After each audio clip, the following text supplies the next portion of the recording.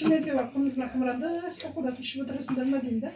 Akşası ötmemegen eski jinalıp koyduk. Biz Rayhan'ın үйünde konaqtamız.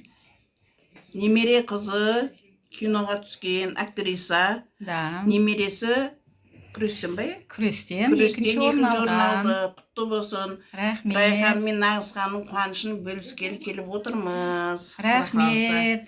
Ағдастарға сол үшін жайылған деп. Құтты болсын. Тек қана биіктен көріне берсін.